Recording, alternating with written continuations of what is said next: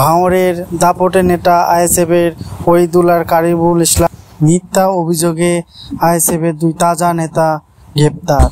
ভোটের পরেই গ্রেপ্তার। ভাঙড়বাসীর জন্য ওহিদুল্লাহ কারিমুল কি বার্তা দিল? রিপোর্ট ইনসাফ টিভি বাংলা।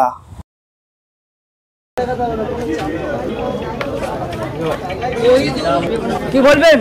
ভোটের পরে গ্রেপ্তার, কি জানাবেন? কি বলবো ভাই, এটা কি বলবেন? আরাবুলকে কাঁদতে দেখছি, আপনাকে হাসতে দেখছি, কি বলবেন একটু জানান। আমরা ভয়তে পালাই না, আমরা এডিসিআই ডাকলে আমরা যাই, ঠিক আছে? আমরা পুলিশ ডাকলে যেটা সাহস করে যে আমরা পালাই না, নোটিশ লড়াই করি। আরাবুল্লাহ কি বলবেন? ভাঙড়বাসীর জন্য কি বার্তা দেবেন? এটাই বলবো যে ভাঙড়বাসী সবাই, ভোট শেষ, গণনা কি হয়েছে দেখার দরকার নেই। সবাই আমরা শান্তিপ্রিয় মানুষ, সুখে শান্তিতে থাকবো। আশা করছি একে অপরের হাত ধরে মিলেমিশে ভাঙড়কে আগিয়ে নিয়ে যাবো, এটাই আমাদের।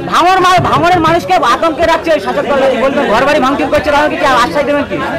এটা ছাড়া তো আর উপায় নেই। যদি আমার টিম যদি জেতে খেলায়, তাহলে অন্য টিমের প্লেয়ার ভাড়া করে নিতে প্রয়োজন হয়, সেটাই মানুষ চিন্তা করুক। যদি যার টিম জিতে, শাসক দল এটা বলতে আর সময়ের অপেক্ষা, খালি ভয় পাচ্ছে কি লড়াই জারি থাকবে, লড়াই চলবে। কি বলবেন? ভাঙড়ের মানুষের জন্য কি বার্তা দেবেন? সবাই ভালো থাকুক, সুস্থ থাকুক, আশা করছি দোয়া করুক। আমরা জেলে বাজার কি বলবেন?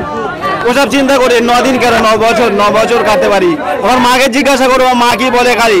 কি বলবেন? আপনার ছেলে ভয় লাগছে না? না না, কোনো না, কি হকের জন্য ভয় কিসের? কোনো ভয় নেই, লড়াই জারি থাকবে ইনশাআল্লাহ।